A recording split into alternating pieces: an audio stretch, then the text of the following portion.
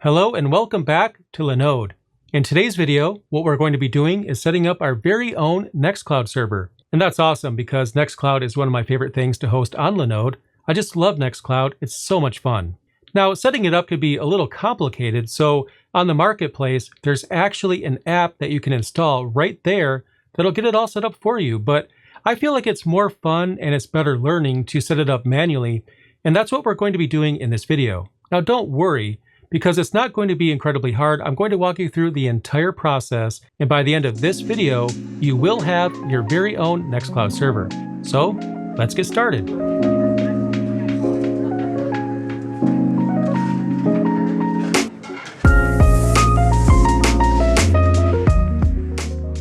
I'm very excited, because by the end of this video, we're going to have our very own NextCloud server set up and ready to go. It's going to be awesome.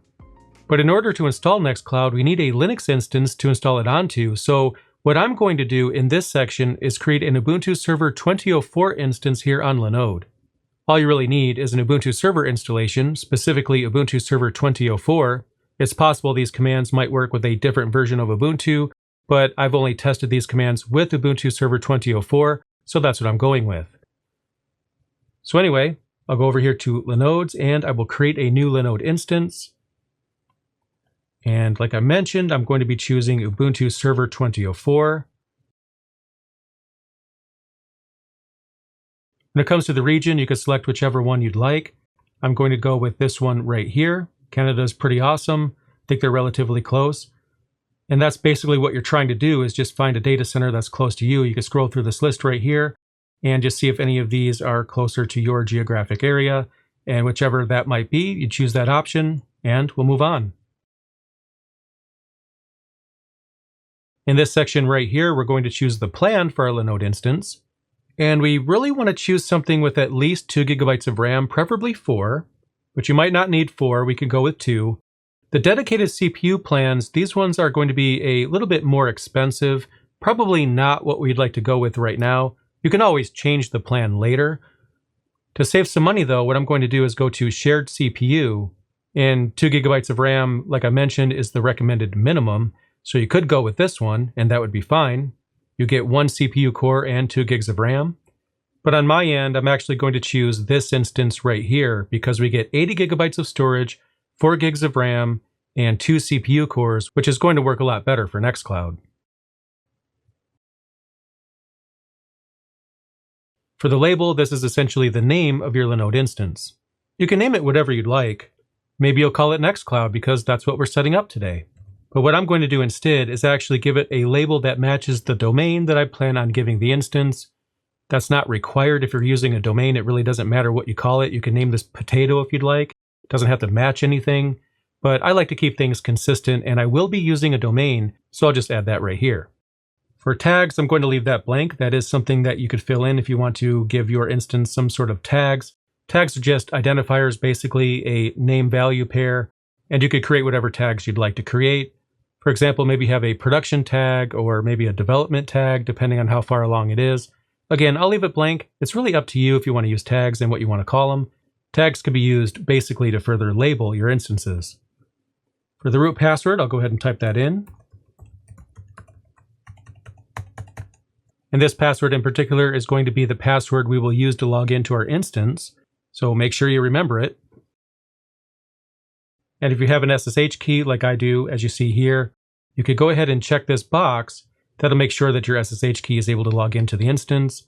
I'm not going to choose that though. You can go ahead and do that if you'd like. Continuing. You can set up backups. I highly recommend that you set up backups for your NextCloud instance. You'll get a backup every single day, which is really great because if something happens to your NextCloud instance, you could revert it back to the previous day, which is always useful, especially if you're doing some sort of maintenance or something like that. It is an additional cost, $5 more a month for this particular plan. You get the total cost per month right here. And again, I went a little high on this instance type. I didn't need to choose a 4 gig instance. I would have been fine with 2 gigs, so the price would have been a little bit lower. Private IP, I'm going to leave that blank. And let's go ahead and create our Linode instance. So right now the instance is booting up, actually it's provisioning, and any moment now it's going to change to booting. So what I'm going to do is open up the Lish console right here, and as soon as it starts booting up, we should see the process right here in this window.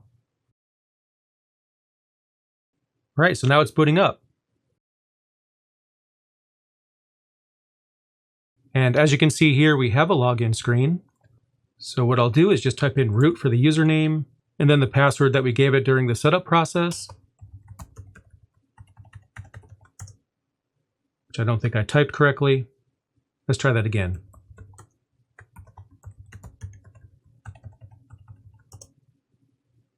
And there we go. We're logged into our Linode instance right now. That's pretty cool.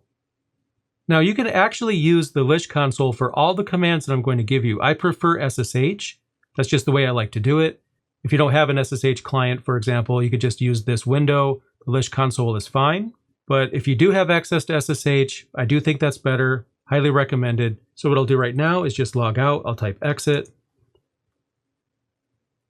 Close this window right here. We'll copy this IP address. And I already have a terminal open right here, as you can see. So I could type SSH root at. I'll paste in the IP. There it is. Let's see if it works. So I will say yes to confirm that I do want to continue connecting to this server. Type in the password. And we're in. Again, SSH is optional, but recommended. Now we're going to come back to this in just a moment, but what I want to do right now is take a quick detour and talk about domains and DNS. So we have this IP address right here, and this particular IP address goes directly to this Linode instance. And that means that this IP address is routable from the public internet. But I don't know about you, I probably won't remember that IP address. It would be a lot better if I was to go ahead and add a domain instead. And I'm going to do that right now because DNS takes a little bit of time to propagate. So I figure before we actually get the NextCloud instance built, we may as well set up DNS early. So that way, maybe by the time we get to that point, it'll already be propagated. So I'll copy the IP address, which I think I've already done. So right here, we actually have a feature for domains built right into Linode. So if you do have a domain name, you can actually add it here to Linode. So that way Linode could be the name server for your domain. And then it makes it that much easier for you to set up a domain for your instance. If you don't already have a domain name, you just go over here to Hover. Hover is actually my favorite place to buy domains. They're not a sponsor or anything like that. Maybe I should actually reach out to them and ask them to be because I've been using them for so many years. But as of the time I'm recording this video, they are not a sponsor. It's just what I use. So if you don't already have a domain name, then what you could do right here is just type in a domain that you would like to have if it's available, and it'll let you know if it's available.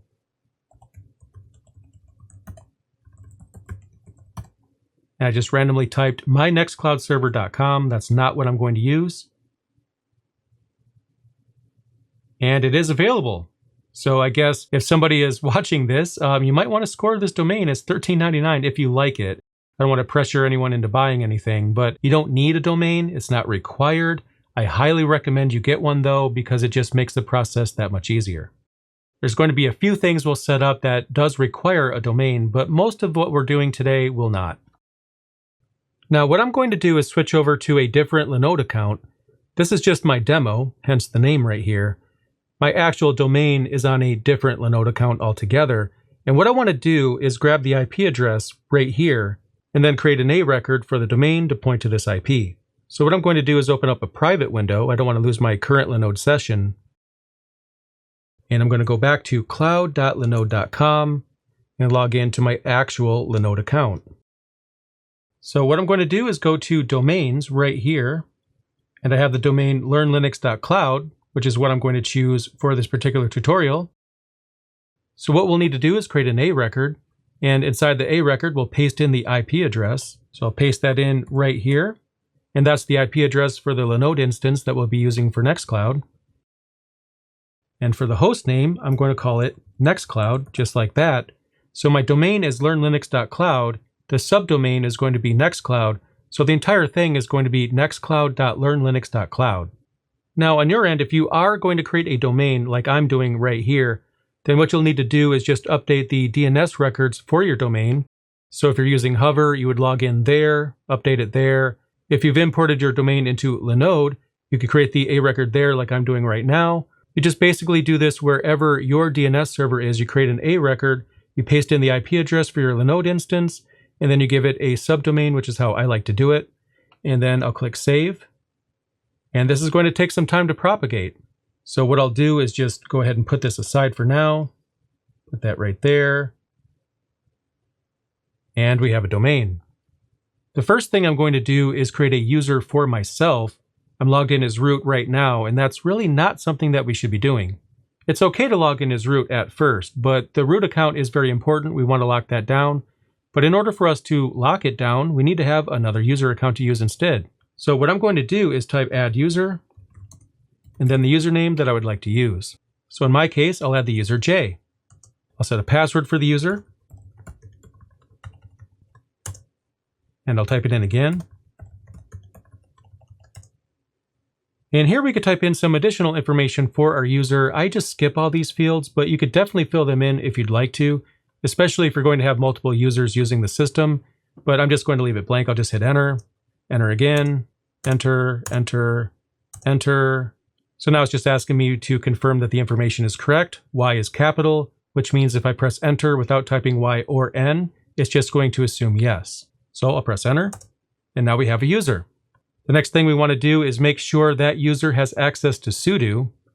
So first of all, we'll type which and then sudo, and that helps us make sure that sudo is actually installed, which it is.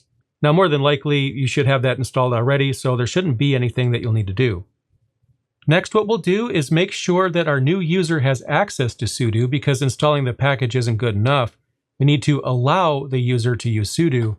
And in the case of Ubuntu server, what we're going to do is type usermod dash lowercase a uppercase g.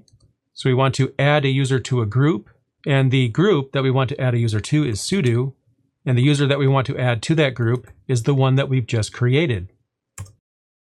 So now if I type groups and then the username, you can see that that user is now a member of the sudo group. Let's log out. I'll just type exit, and we're back to our local command shell. And if you're using the Lish console, you could just log in. But in the case of SSH,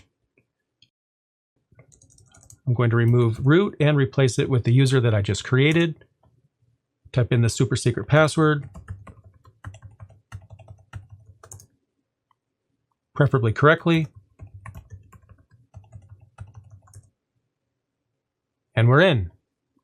Now the next thing that we're going to do is update all the packages on the server, because every time we're setting up a new Linux server, we always want to start with the latest and greatest packages. They include security updates, so they're very important.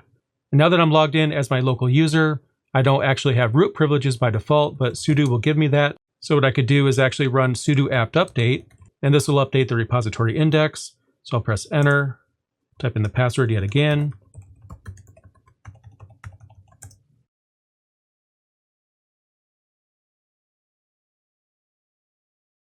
So we have 89 packages that can be upgraded.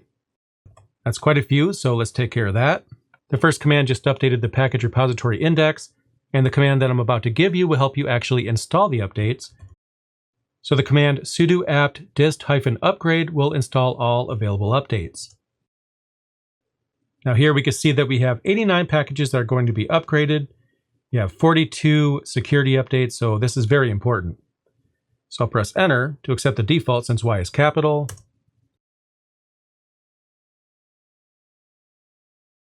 And now we have all the updates installed. That's really cool.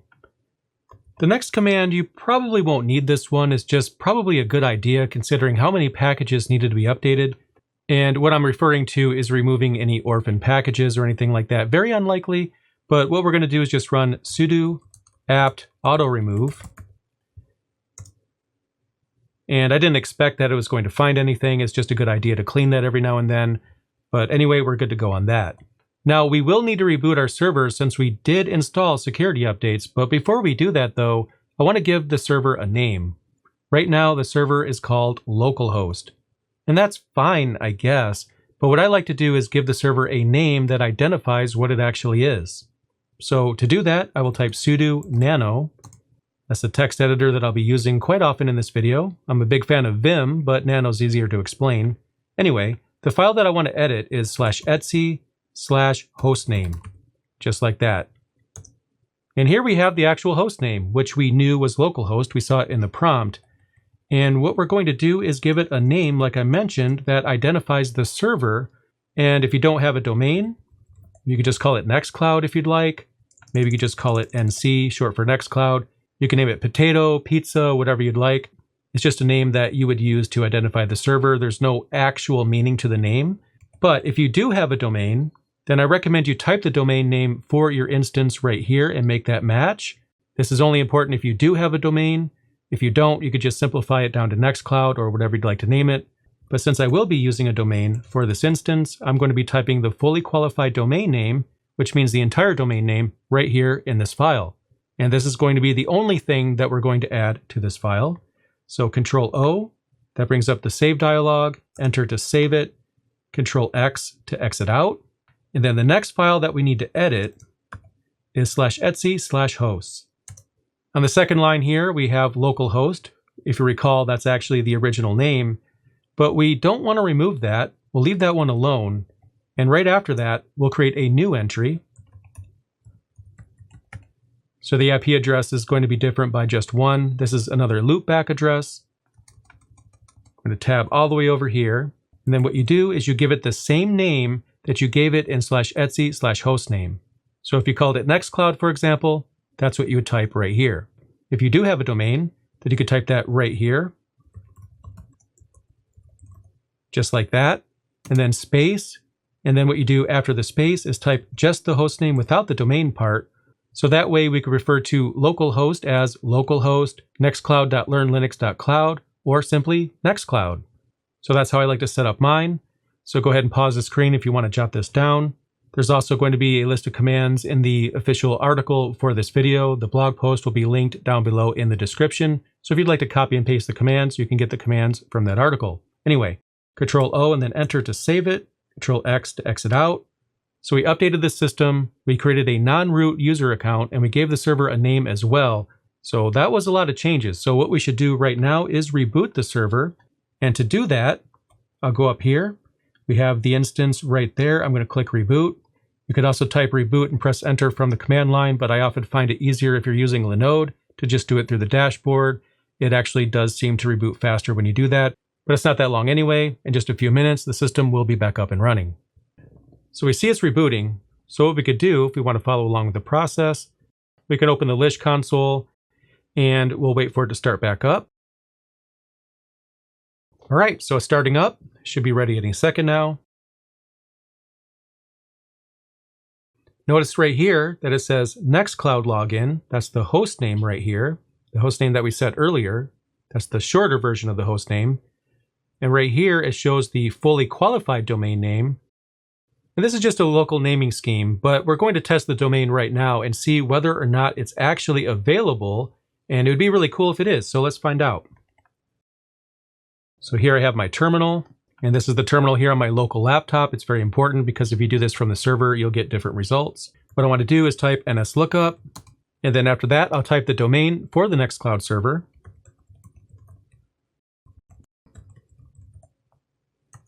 And actually, it looks like mine has already been updated. It's very possible that when you go to use nslookup, depending on how much time has passed, you might not actually get a result. DNS sometimes takes a really long time to propagate.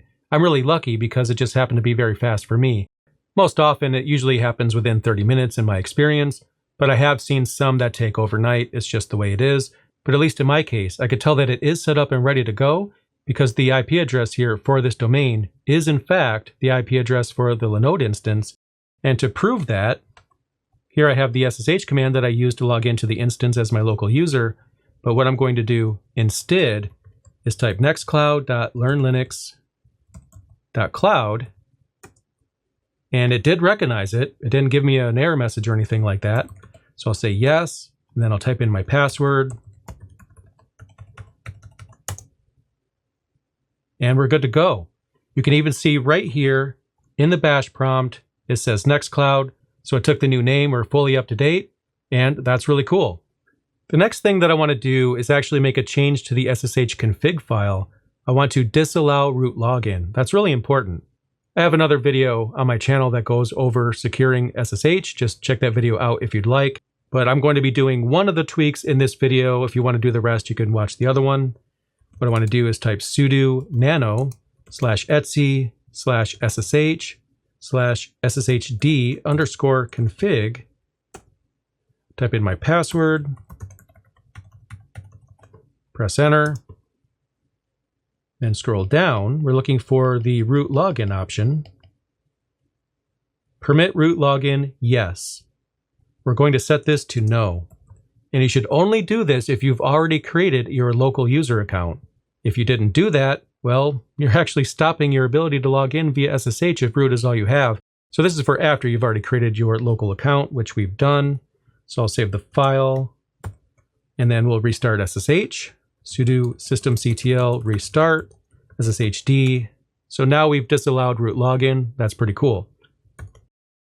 All right, so the next thing that we're going to do right now is download NextCloud itself. And we'll need to use a web browser for that, or at least to get started anyway. So I'll switch up here. Let me close this. So I'll just type nextcloud.com into the browser. Now, they actually change the website every now and then, but what you're looking for is a place to download NextCloud or get NextCloud. Here's a button for that right here. So we're going to hover over that and click Server Packages. Again, the verbiage might change, but we just want to download it. Now, we have a download button right here, but I'm not going to click on it. What I'm going to do instead is right-click on it, and we're going to copy the link, and then I'll go back down here to the terminal. We need to see if wget is installed, which in my case, it actually is. If you don't get any output when you type which wget, that means it's not installed. And if it's not, you can run sudo apt install wget. That'll make sure that you have wget on your system. But obviously, I don't need to do that because I already have it. So I'll type wget, and then what I'll do is paste in the URL that I copied earlier. And there it is. So the URL will probably change. They release new versions all the time. But as of the time I'm recording this video, we're up to version 23.0.0. We have the version number right here. So you could be on 24 or higher, or maybe a point release. Doesn't really matter. You just need to download the latest version. And since we copied this link directly from the site, this is going to give us exactly what we're looking for.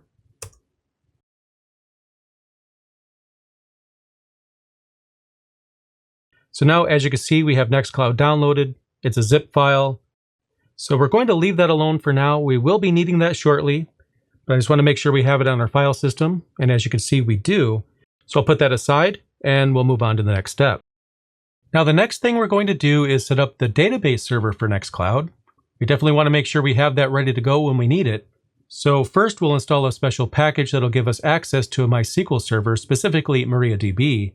So what I'll do is type sudo apt update, which I've already done recently, so there probably wasn't any need to do that again so soon. But it's not a bad idea to make sure the index is up to date. Anyway, next what we're going to do is type sudo apt install, and the package that we want to install is MariaDB-server. That'll give us the server component. And there's going to be a number of other dependencies that'll come along for the ride. That's fine. I'll press enter to accept the default of yes. And that'll download MariaDB and get it installed for us.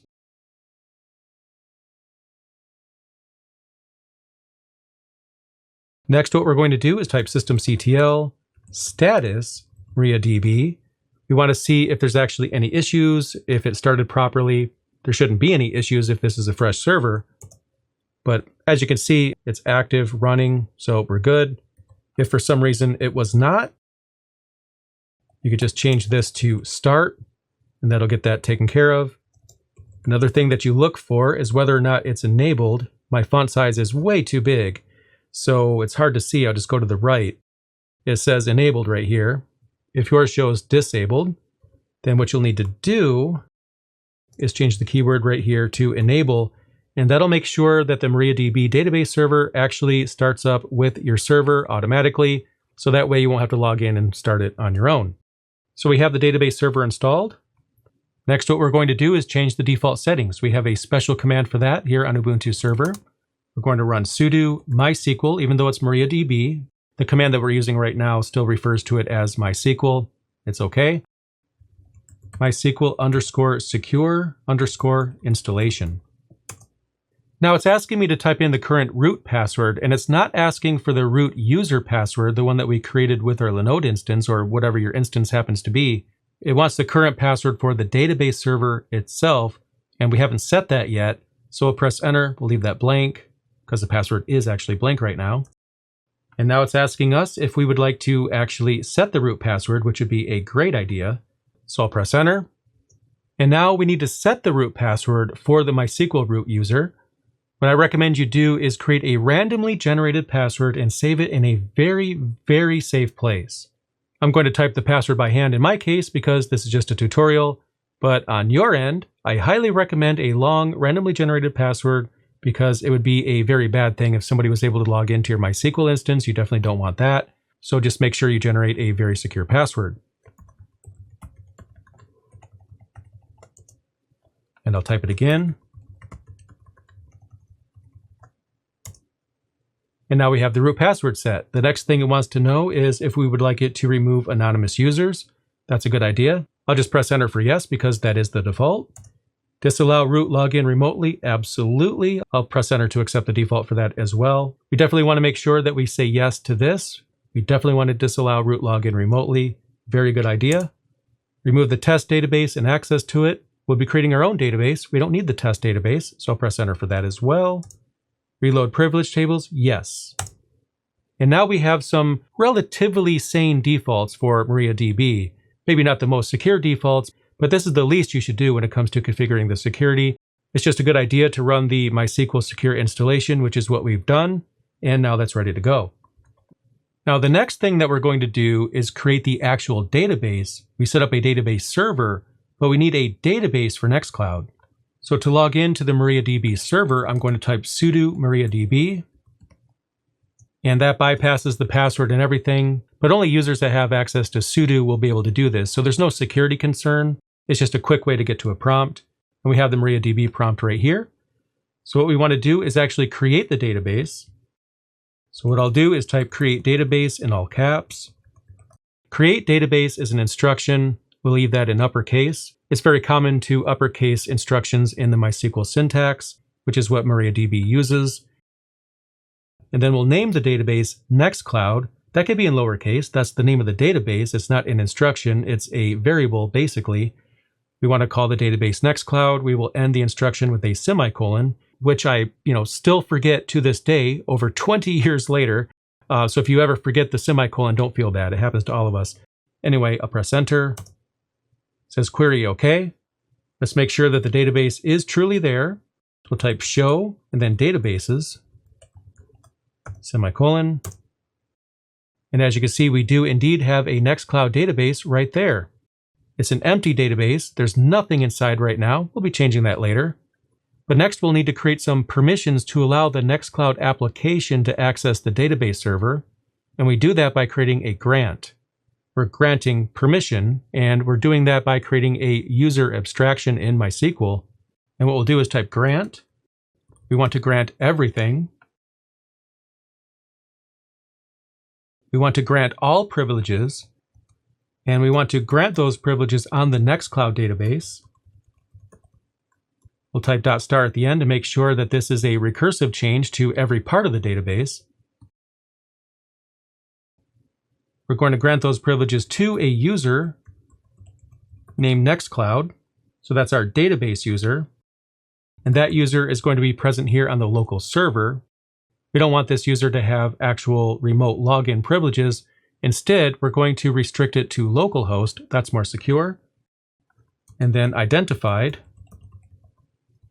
by, and then you type a password in the quotes right here. And what I recommend you do is generate a randomly generated password. That's always a good idea. You want to make sure that it's very, very, very secure. But since I'm just using a test instance right here, it doesn't really matter in my case, since I will be deleting this. I'll just use the password NextCloud is awesome with the first letter of every word uppercase, exclamation mark at the end. So on your end, just generate a random password to make it secure. Again, this is just a demo, so that's why I'm being a little lax on that. So I'll press enter. It says query OK. And then we'll enter flush privileges. It'll make sure that all the privileges are refreshed since we did actually create a grant. And that's it. We're done with the database. That's all there was to it. Let's exit out of here. And we'll move on to the next step. Now, the next thing we're going to do is set up the web server component. I'm going to be using Apache in my case. You can use Nginx. That's beyond the scope of this video. That's another popular solution that will provide you a web server. NextCloud needs a web server so that it can be well served. So to do that, what we're going to do is type sudo apt install. And there's a ton of packages here. So what I'll do is just paste in the list. You can pause the video if you want to jot this down, or just go to the article that I linked in the description down below, which will have all the commands in there if you want to copy and paste. So I'll just paste these in, and then we'll go ahead and get started. So there I've pasted in the list of packages, but if you're ready to move on, I'll press enter. And this command will lead to the installation of quite a few packages, because it's not just the web server that's being installed here, it's also PHP and related PHP packages as well. It's beyond the scope of this video for me to go over the purpose of every single package here, but these are the ones you need, so I'll press enter. And now we have those packages installed. Next, what we should do is check the status of the Apache web server. Make sure it's running, didn't have any errors or anything like that. So we can type systemctl status Apache 2. And the Apache 2 package should have came along for the ride when we installed the other packages. It should have been installed as a dependency. So I'll press enter. And as you can see, Apache is installed and it is running. It says active. So that's pretty cool. If for some reason that command failed, just make sure that you actually entered in all of the packages that I listed. And if checking the status still failed, then you could run sudo apt install Apache 2, just like that, which will make sure that Apache is actually installed on your server. Now, next, what we're going to do is enable some PHP modules that are required. Some of these might already be enabled, and that's fine. We just want to make sure. So what we're going to do is type sudo php nmod, short for enable module. We want to enable bcmath, gmp, ImageMagick, which is actually abbreviated, and intl. So there you go. I was able to enable those particular PHP modules. I wasn't expecting any special output. As long as we don't see any errors, we should be fine. Now, as a quick aside, if we switch back to the browser here, copy the IP address in a different tab, we paste that in, we'll have the default Apache start page already ready to go. So technically, our web server is actually set up. We still have to set up NextCloud, but what this proves is that our instance is available. I typed in the IP address and it does show the Apache 2 default page. But what we should also be able to do is type in the domain name as well if you have one, and it should take you to the exact same place. We don't have a secure connection just yet. That's okay. We'll fix that. But so far, everything is working. And on your end, you should be able to access the Apache 2 default page by either the IP address or a domain if you have one. So as you can see here, so far so good. Next, what we're going to do is type which unzip. We want to make sure that we have unzip installed here on our server. And in my case, I don't. If I did, I would have had some output from that command. So I'll run sudo apt install and then unzip, just like that. And that was pretty fast. What we're going to do right now is actually prepare the NextCloud files for installation. If you recall, we downloaded this zip file right here earlier in the video. So what I'm going to do is unzip that. And it's going to explode in a bunch of files. That's okay. And as you can see, we have the NextCloud directory right here that came from the zip file. So we actually don't need the zip file anymore. So what I'm going to do is use the rm command to get rid of it. So the only thing remaining is this folder right here. And if I check the permissions though, I am the owner of this NextCloud directory, but that's not what we want. Instead, we want to make the web server user the owner of this directory because the web server is the one that's going to be serving it. So the web server needs full control. So to fix that, what we're going to do is type sudo chown-R. We want this to be a recursive change, everything underneath NextCloud. And the user is going to be www-data. And then the group is also going to be the same. And the folder that we want to make that change to is the NextCloud directory. And as you can see, the NextCloud directory is now owned by the www data user and group. So far, so good. Now, what I like to do is name the NextCloud folder or the app folder after the domain that I plan on using. On your end, you can just leave it as NextCloud if you don't have a domain. But what I'm going to do is move that, and I will need to use sudo now that I actually changed the ownership to a different user. So we'll move it, and what I'll do is move it to nextcloud.learnlinux.cloud in my case, because that's my domain. That's not required. I just like to keep everything consistent. And now that's done. Now, currently, the NextCloud directory that we've just renamed is in my home directory here.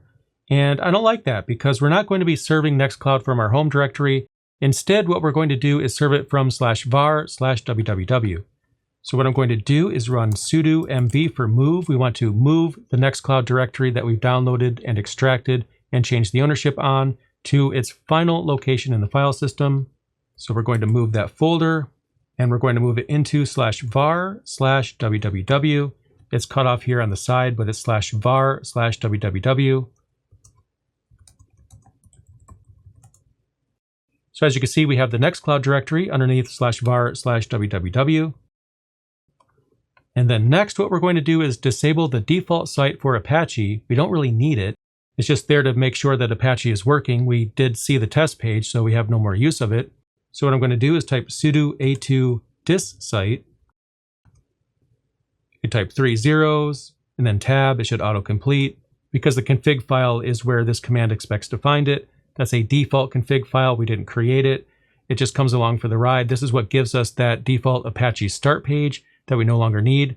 So by running the a2 dis site command, we are disabling that particular virtual host. We just don't need it. So let's get rid of it. Now it's telling us that we need to run systemctl reload Apache 2. We're not going to do that quite yet. We will be restarting Apache later, and that'll automatically take care of that anyway. So next what we'll do is set up a config file for Apache for serving NextCloud. So what we'll do is type sudo nano, and the file is going to be under /etc/apache2 sites-available. And the name of the file I'm going to make exactly the same as the host name or domain. You don't have to do that, but again, I'm a big fan of consistency. And this also helps you keep track of multiple sites, because if you name the config file after the domain, it just becomes that much easier to keep track of. So anyway, nextcloud.learnlinux.cloud, just change this to whatever yours happens to be. And we want the file to end with an extension of .conf. It's a config file, so that's what we're creating. That's what we'll name it. And this is an empty file. So what I'm going to do is paste in the contents right here, and then I'll explain it. And here it is. Now you can actually find the contents of this file that I'm using in the official blog post for this video. So what you want to do is grab that content, paste it in right here, and there's actually several things that you'll need to change. So for example, we have the document root. You want to make sure that you actually have everything named exactly to what it actually is. So I highly doubt you're using this name right here. You just use whatever name you'd like or whatever your domain happens to be. And you want to make that consistent throughout. So we have it here, we have it here, we have it here as well. And if we scroll down, we have it a couple more times. So as you can see, there's various places where you'll need to update that. So just make sure that you use the correct name right there that matches what it actually is. And once you've done that, we'll save the file, Control-O, Enter, and then Control-X. And we have that config file. So what we could do now is enable the site. And the way we'll do that is we'll type sudo a2 nsite nextcloud.learnlinux.cloud.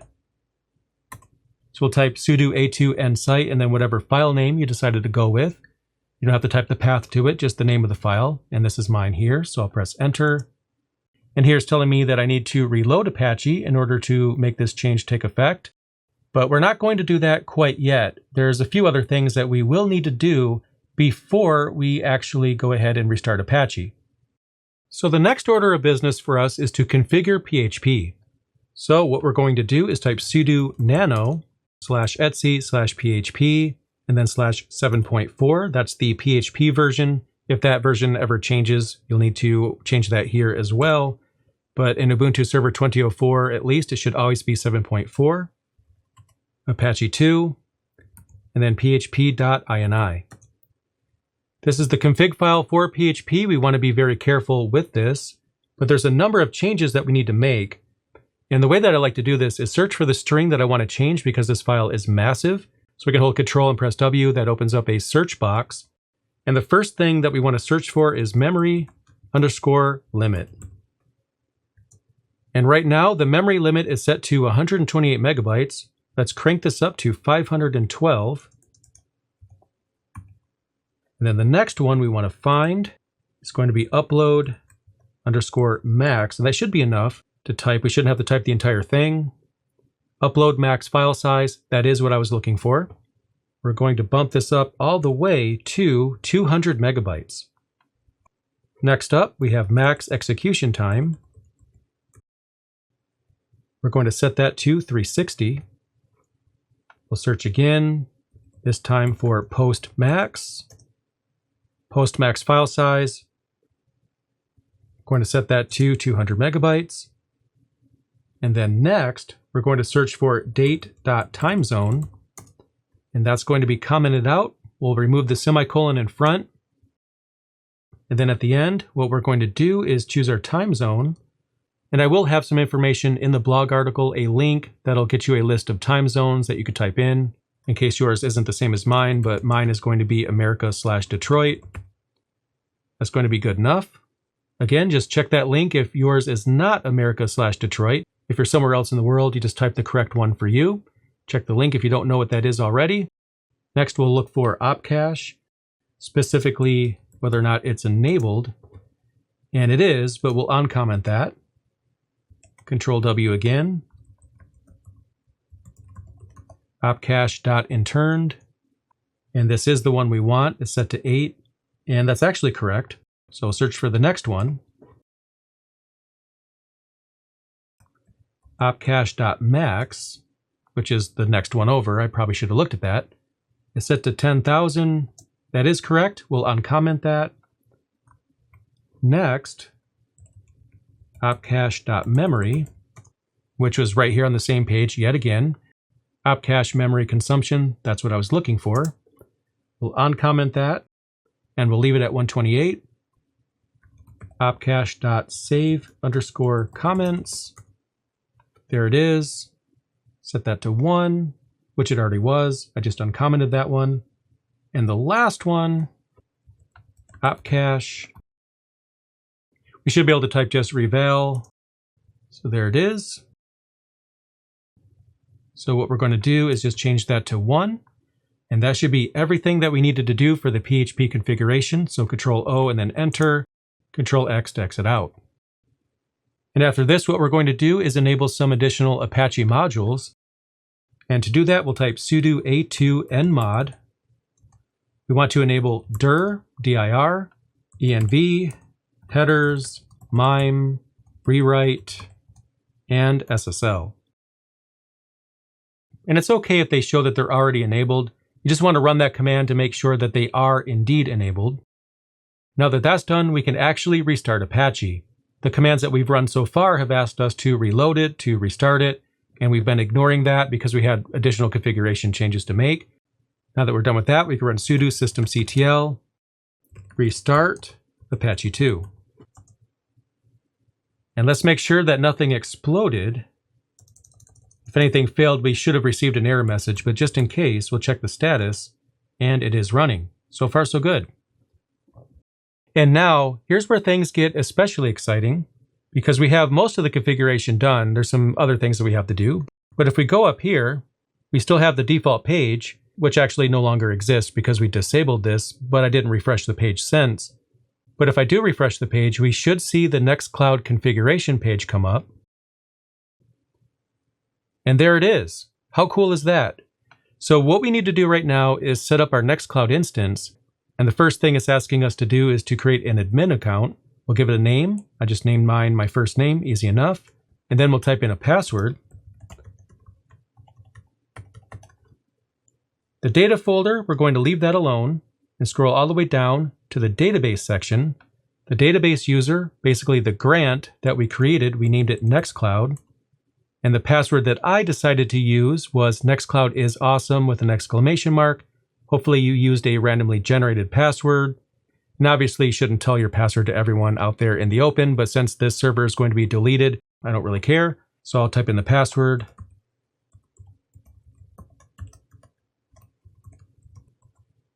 Database name. We named it NextCloud. And the database server is located here on localhost. We also have a box here that shows the verbiage, install recommended apps. I recommend that. So we'll click Finish Setup, and as long as I didn't type in anything incorrectly, we should have our very own NextCloud server all set and ready to go. Well, actually, it won't be all set quite yet. It will be working. We have a few more changes to make. I'll just click Finish Setup.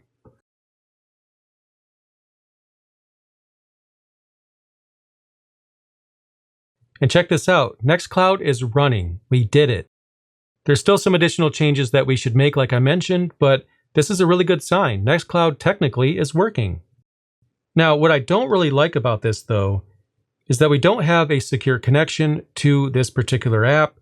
So what we should do right now is install Let's Encrypt. And what that'll allow us to do is actually get a certificate to secure our connection. It's a very good idea. It doesn't cost anything. And to do that, what we're going to do is go to another website. And that website is going to be certbot.eff.org/instructions. Now, the reason why I'm pointing you guys to the instructions here is because this process might change over time. It probably won't, but it's a good idea to get the instructions directly from the source. So what we do right here is we just drop this down. We choose Apache because that is the web server that we're going with. And then on System, what we're going to do is scroll all the way down here to Ubuntu 20. Now, it's actually a pet peeve of mine when people call Ubuntu 20.04 Ubuntu 20. There's two different versions of Ubuntu 20, so this is very misleading. They're talking about Ubuntu 20.04 though, so I'll click on that. And if you scroll down, you'll start to see some information right here. So it's asking us to SSH into the server. We need to make sure that snapd is installed. So do we have snapd installed? Let's check. We do not. So what we're going to do is copy this command right here. We'll paste it in.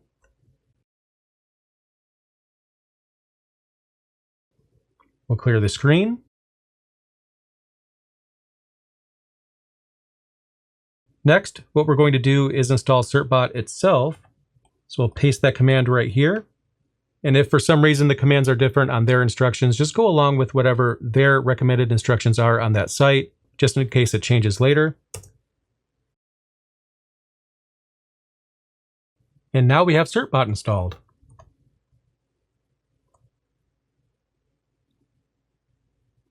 So I'm just basically running all the commands that they recommend.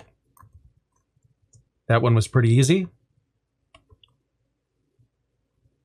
And we'll run this command right here to actually install the certificate. I'll paste that in. We'll press enter. So what it wants us to do right now is type an email address, which is a very good idea. If there's any issues with the certificate, for example, if it's trying to renew and it can't, it'll send you a message. Ideally, it should actually automatically renew the cert. But again, if it has any trouble, it needs to be able to reach out and let you know. So that's why I recommend that you actually type a real email address right here. So I'm going to type in mine.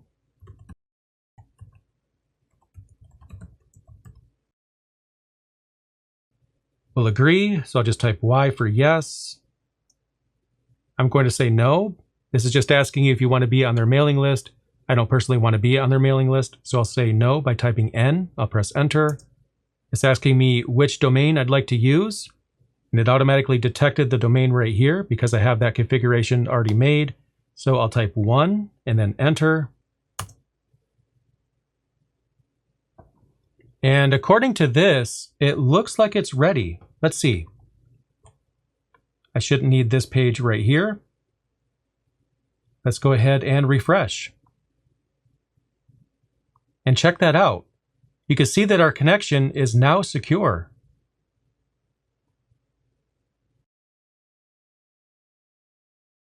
We can see that the certificate is verified by Let's Encrypt. So we have the information right here. That's pretty cool. So now we've taken care of that. So I'm just going to click right here and we're going to check one more thing. And what we need to do is look and see what complaints NextCloud has about our installation. And even if you followed everything perfectly up to now, you'll actually have some complaints. And I did this on purpose because I want you guys to check this for yourself just in case there's something else. So I've purposely omitted a few steps earlier that would have made this go away. So what you'll do is click up here where your name is, click on Settings. Let me just blow this up a little bit. And under Administration, click on Overview. And we have some warnings here. Now I'm going to show you how to take care of these particular errors. The thing is, though, you might have different ones on your end. All you should really have to do is just Google the error message and you should get the solution. But I'm going to take care of these right now. So back in our terminal, what we're going to do first is correct the permissions of the config file. We don't want anyone to be able to read it. And that's not actually related to any of the errors that we just saw. It's just something that would be a good idea to do. So what I'm going to do then is run sudo chmod. We're going to set the permissions to 660. I have an entire video about permissions if you want to find out how exactly that works. And what we want to do is type /var/www. And then whatever you named your installation folder, there's mine. And then underneath the config directory, we have config.php. We're setting the permission such that world doesn't have read access to the config file. We definitely don't want that. Next, what we're going to do is run sudo chown. We're going to make root the owner of that particular file. And the group, www-data, will also own that file. And it's going to be the same path. var www, app directory, config, config.php, and there we go. Now to fix a couple of those errors, what we're going to do is run sudo nano. We're going to edit that same file, var www, app folder, config file, and I need to make the font size a little lower here. It's way too big. What we're going to do is go to the very end of the file. We'll go to the end of the last line right here. We'll make sure that we're lined up exactly. And since I'm lazy, what I'm going to do right now is paste the option that we want to add. We're going to be adding an option memcache.local. This will take care of one of the errors that we saw in the admin section. But we should also take care of another one in addition to that. So what I'll do is paste in that option as well. And what I added was the default phone region. That was another error that it was complaining about. And I set that equal to the 2-digit country code for me, which is US. Just change it to whatever yours happens to be if it's something different. Now what we'll do is save the file and then exit out. So the next thing we'll do is get rid of another one of the errors, which was referring to ImageMagick and SVG support. And all we need to do for that is install another package. And here it is. I just pasted in the package name. So press enter. Enter again.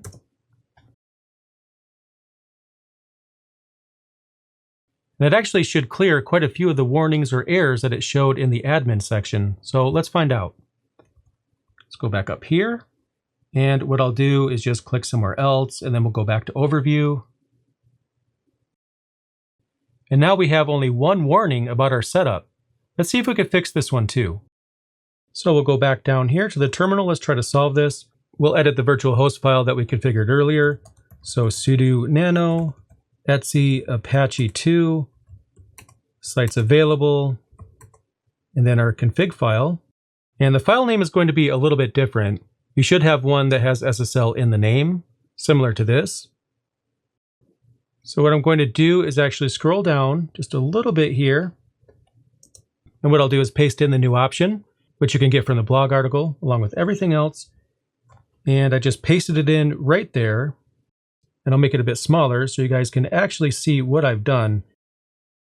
This right here is the line that I've just added.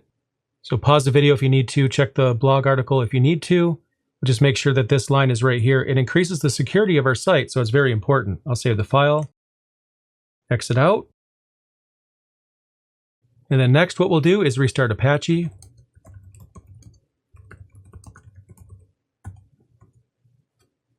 We'll check the status, make sure that everything is good. And so far so good. Let's go back to our site.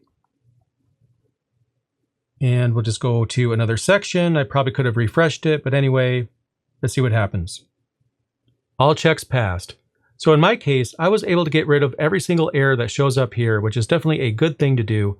If you have any errors here that were not solved with what we've done, then what you could do is just copy and paste the error message. I normally don't tell people to Google things, but just in case there's something I haven't seen before, you could copy the error message, then in Google type NextCloud, paste the error message, and you should probably find exactly what you're looking for to help you clear that message.